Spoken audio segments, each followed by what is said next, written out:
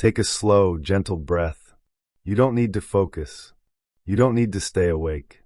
I'm Sleep Magician, and I'm here to quietly guide you into rest and sleep. If these calm stories help you relax at night, you can subscribe to the channel, so Sleep Magician can return whenever you need help falling asleep.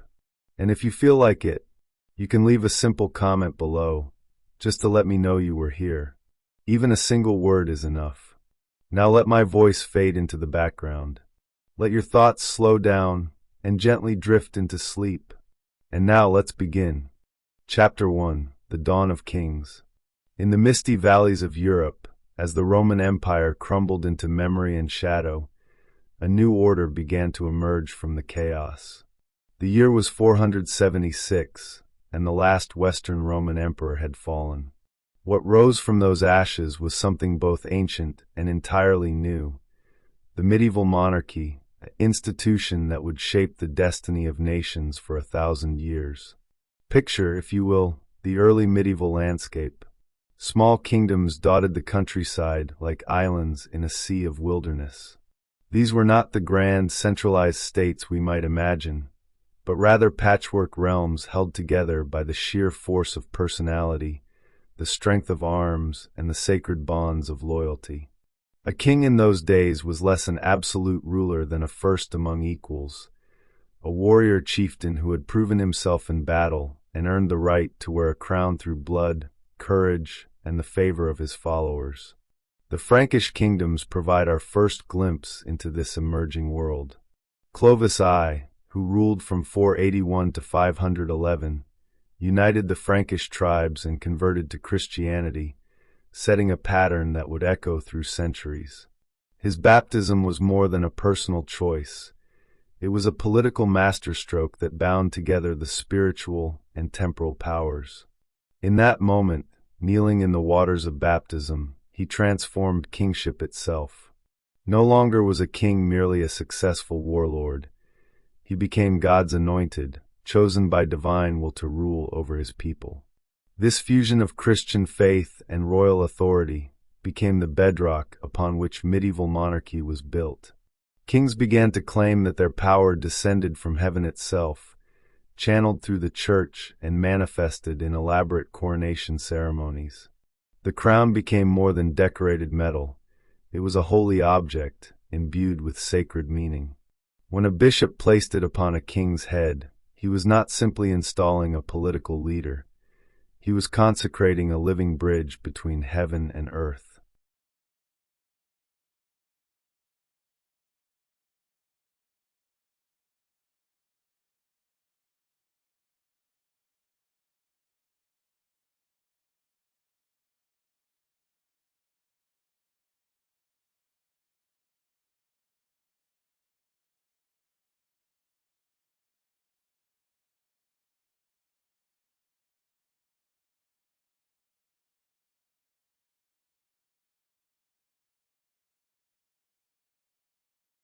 Chapter 2: The Architecture of Power. By the time Charlemagne rose to prominence in the late 8th century, the concept of medieval kingship had evolved into something magnificent and terrible. On Christmas Day in the year 800, Pope Leo III crowned Charlemagne as Emperor of the Romans in St. Peter's Basilica. Contemporary accounts tell us that Charlemagne claimed surprise at this honor, but whether genuine or performed, his hesitation reveals something profound about the delicate balance of power in medieval society. For Charlemagne understood what every successful medieval monarch knew: a crown was both a gift and a burden, a source of power and a chain of obligation. He ruled over a vast empire stretching from the Pyrenees to the plains of Hungary, from the North Sea to Rome itself. Yet this immense realm was not governed by bureaucracy or standing armies in the modern sense. Instead, it was held together by a complex web of personal relationships, oaths, and mutual obligations that historians would later call feudalism. Imagine the feudal system as a great pyramid of loyalty. At its apex stood the king, holder of all land by divine right. Below him were his great nobles, dukes, counts, and barons, each owing the king military service and counsel in exchange for grants of land called fiefs. These nobles, in turn, parceled out portions of their holdings to lesser knights, who swore oaths of fealty and promised to fight when called upon. At the base of this pyramid toiled the peasants, bound to the land, whose labor supported the entire structure. This was not a system of mindless oppression, though it certainly contained oppression aplenty. Rather, it was conceived as a reciprocal arrangement, a great chain of mutual obligation stretching from the highest to the lowest. A king who failed to protect his vassals, or who broke his sworn word, could find his nobles withdrawing their support. A lord who demanded too much could face rebellion. The feudal contract was, in theory at least, binding on all parties. The king's court became the beating heart of this system.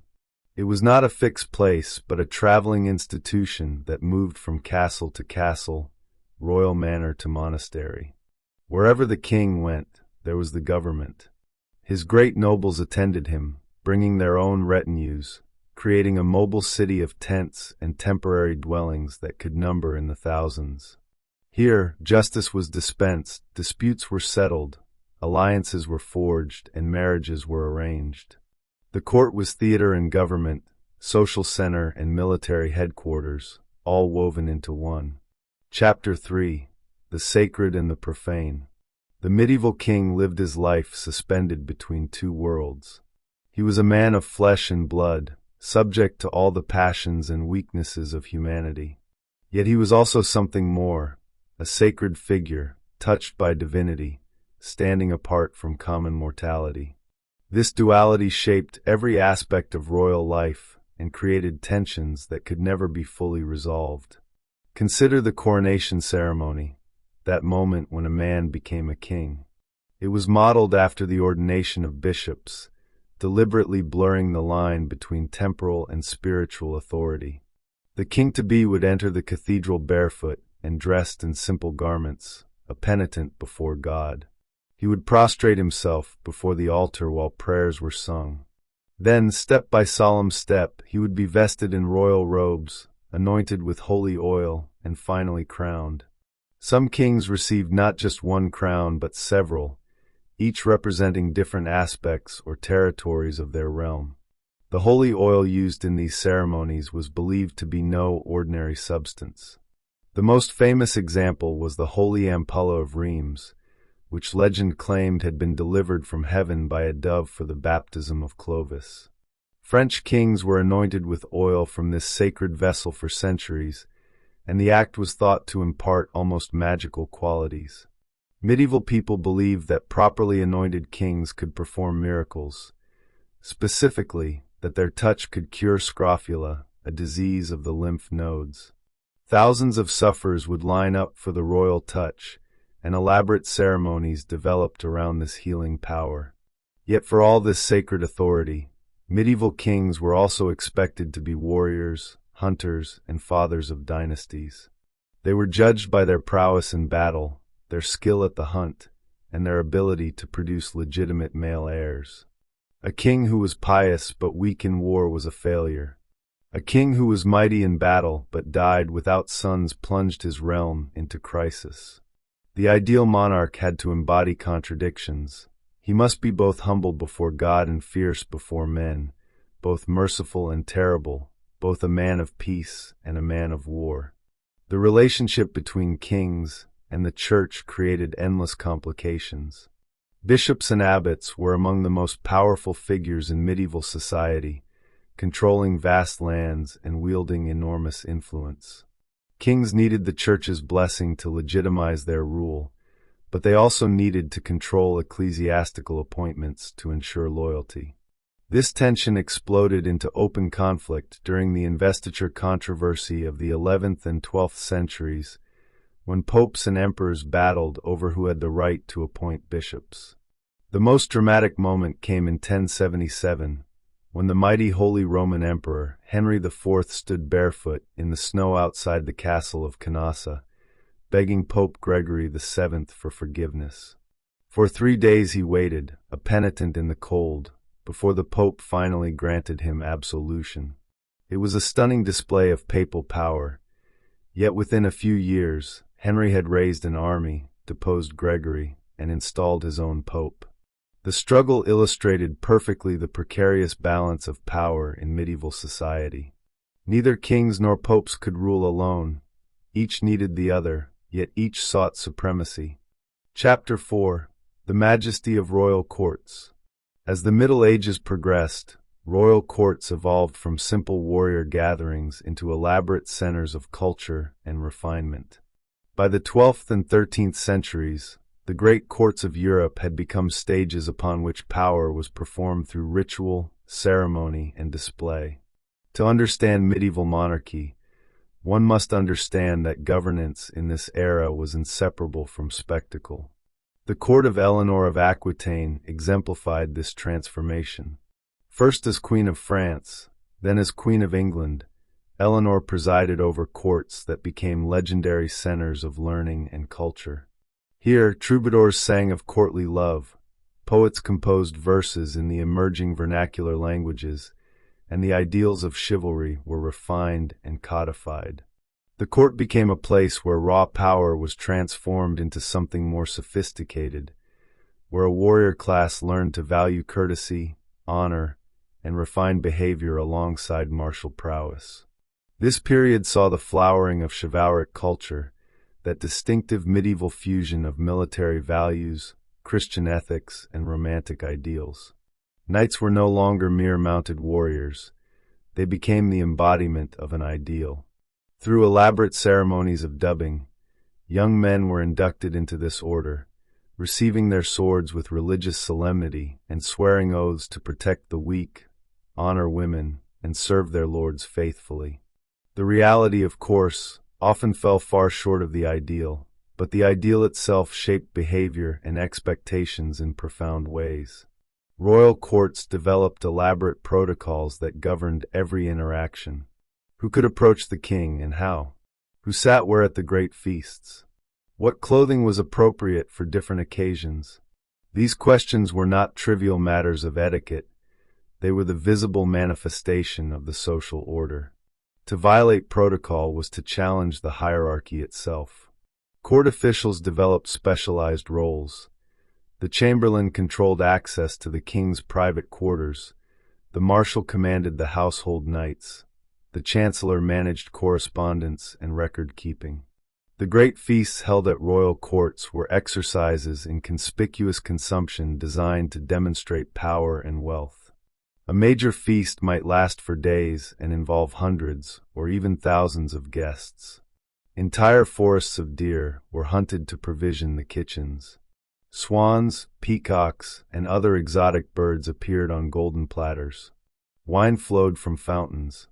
Entertainers performed, jugglers, musicians, acrobats, and jesters. These gatherings served political purposes, allowing the king to display his magnificence, reward loyal followers, and overawe potential rivals. Chapter 5. The Weight of the Crown. Yet behind all the ceremony and magnificence, medieval kings faced challenges that would have broken lesser individuals. The weight of the crown was not merely metaphorical. A king's daily life was consumed by the demands of governance, warfare, and dynasty building. He might rise before dawn to hear mass, then spend hours in council with advisors, reviewing petitions, settling disputes, and planning campaigns. Afternoons might be devoted to hunting, both recreation and training for war. Evenings brought more councils, diplomatic receptions, or ceremonial banquets that could last for hours. The king was expected to dispense justice personally. In an age before professional judges and systematic law codes, the king himself was the supreme judge. Petitioners would come seeking his judgment on everything from inheritance disputes to accusations of treason. The king's justice was supposed to be available to all his subjects, from the greatest noble to the humblest peasant. The reality was more complicated, but the ideal held power. A king known for just judgments earned loyalty and respect. One known for capricious or cruel decisions undermined his own authority. Medieval kings were also perpetually short of money. The expenses of maintaining a court, fighting wars, and building castles and cathedrals were enormous, but their income was limited and uncertain. Most royal revenue came from their own estates, from feudal dues owed by vassals, and from various customary fees and fines. Taxation in the modern sense barely existed. When a king needed extraordinary funds, to fight a war or pay a ransom, he had to negotiate with his nobles and, increasingly, with representative assemblies. This fiscal constraint was actually a crucial limit on royal power. A king could not simply decree new taxes. He had to persuade, cajole, and bargain. The development of parliaments, estates general, and cortes across Europe grew partly from this necessity. Kings summoned representatives of the nobility, clergy, and sometimes townsmen to approve new taxes.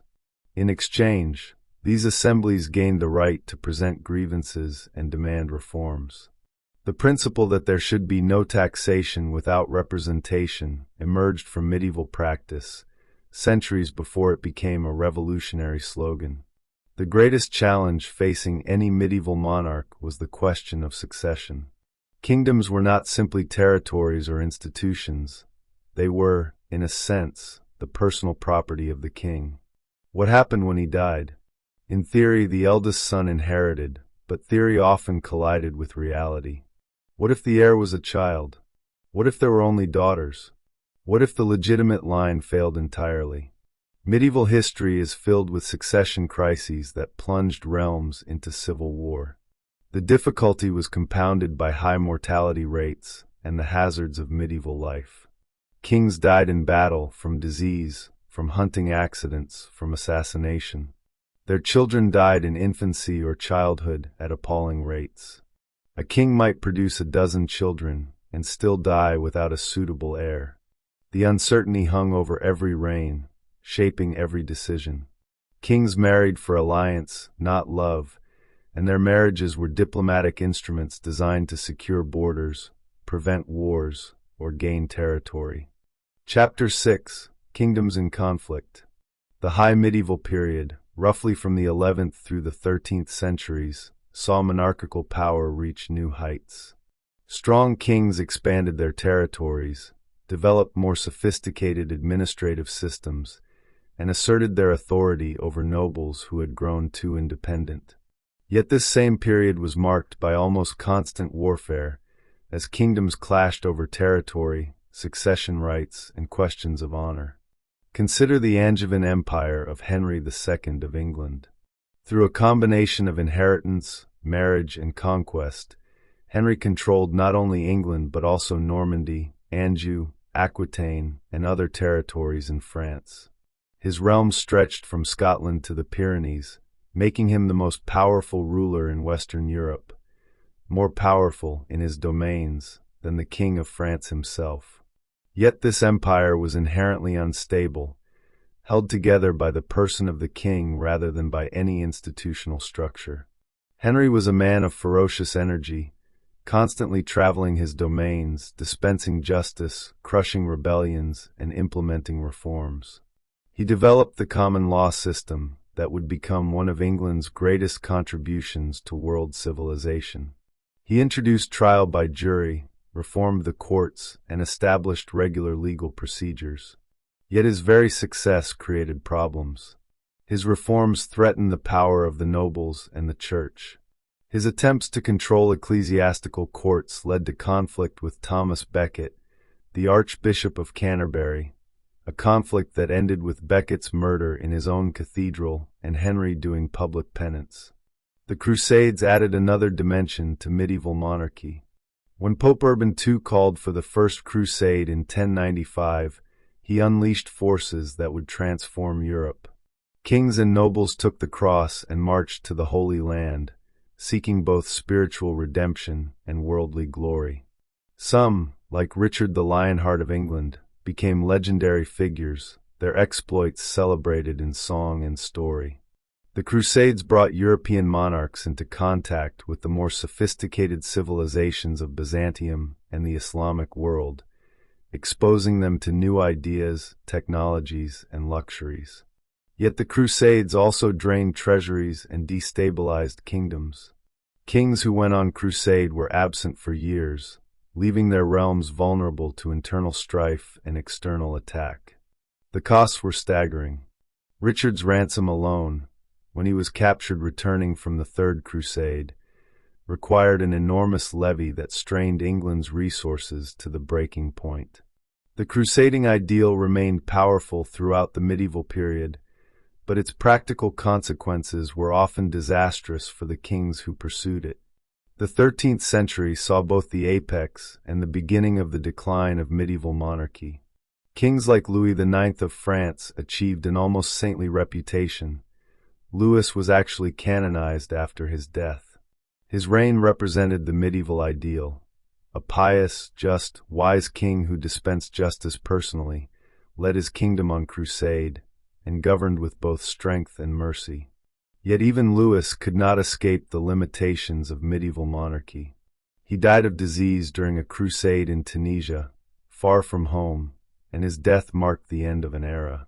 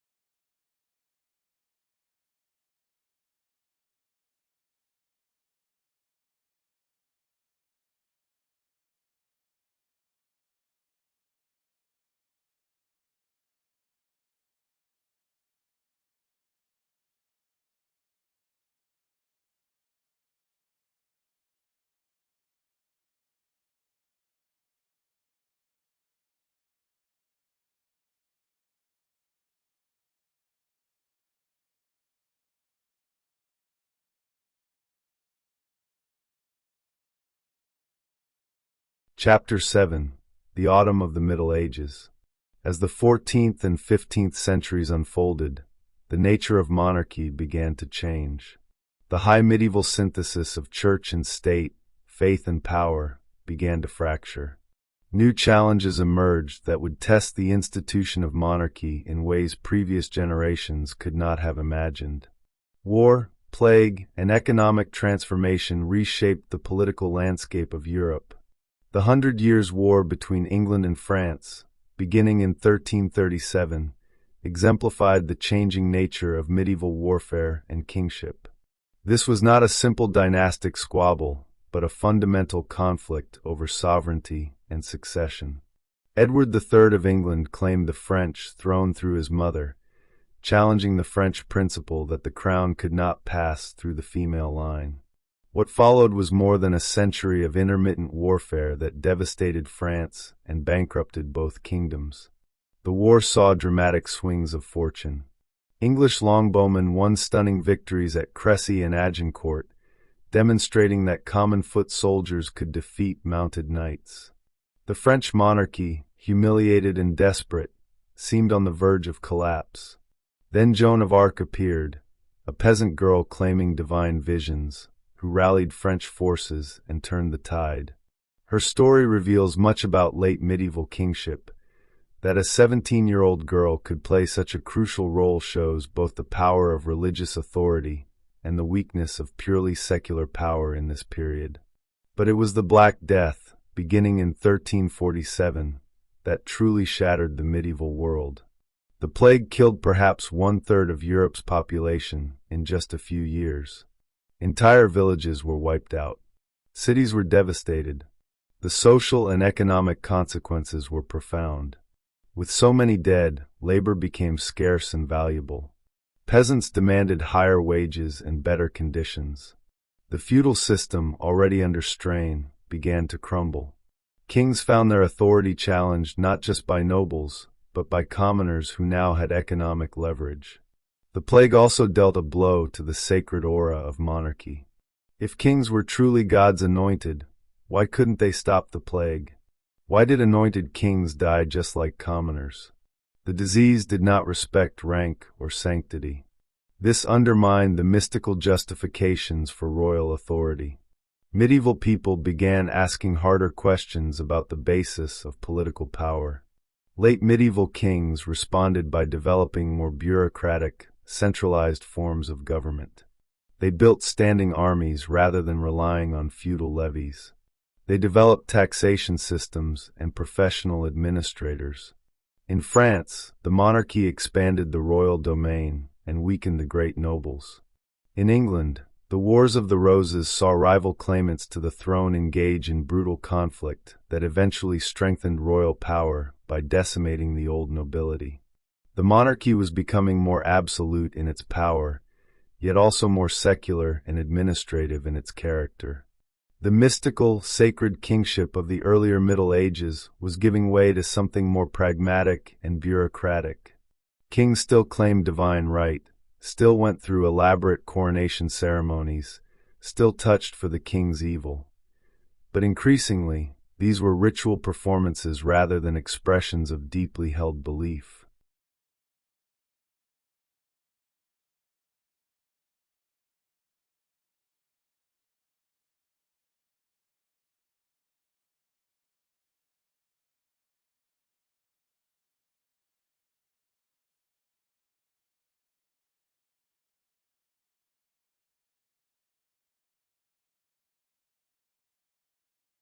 Chapter 8: The Legacy of Medieval Monarchy. As the 15th century drew to a close and the Renaissance dawned, medieval monarchy was transforming into something new. Yet its legacy would endure for centuries, shaping the development of European and world history in profound ways. To understand modern government, we must understand where it came from, and much of it came from the innovations and institutions of medieval kingship. Medieval monarchy gave us the concept of sovereignty, the idea that supreme authority within a territory must reside somewhere, in someone. Before the medieval period, political authority was diffuse and overlapping. Medieval kings, through centuries of struggle with nobles, church, and each other, established the principle that one person or institution must have final say. This concept would later be secularized and transferred to parliaments and peoples, but it originated in the medieval understanding of kingship. The medieval period also developed crucial legal concepts that remain with us today. The idea that law should be consistent and predictable, that it should apply to everyone including rulers, that it should be based on established principles rather than arbitrary will. These emerged from medieval practice. When nobles forced King John of England to sign Magna Carta in 1215, they established the principle that even kings are bound by law. This document, reissued and confirmed dozens of times throughout the Middle Ages, became a cornerstone of constitutional development. Representative institutions, parliaments, estates, assemblies, grew from medieval roots. Kings who needed approval for taxation were forced to summon representatives of different social orders. These gatherings evolved into permanent institutions with their own procedures and prerogatives. Epilogue: Reflections on Crowns and Power. As we look back across the centuries at the institution of medieval monarchy, what should we make of it? It was a system that placed enormous power in the hands of individuals, some wise and just, others foolish or cruel. It was a hierarchy that we, with our democratic instincts, might find oppressive. Yet it was also a human institution, created by people trying to solve real problems of governance, order, and justice. Medieval monarchy was never as static or rigid as we might imagine. It evolved constantly, adapting to new circumstances, incorporating new ideas. The kingship of Charlemagne in 800 was vastly different from the kingship of Henry VII in 1500. What remained constant was the attempt to create order from chaos, to establish authority that could command loyalty, to build something that would endure beyond the life of any individual. The medieval kings themselves were complex figures, neither the heroic paragons of legend nor the simple tyrants of caricature. They were people caught in impossible positions, expected to be all things to all people, warriors and peacemakers, judges and suppliants, men and living symbols. Some rose to the challenge magnificently, others failed spectacularly. Most muddled through as best they could, making decisions that affected millions based on imperfect information and conflicting loyalties.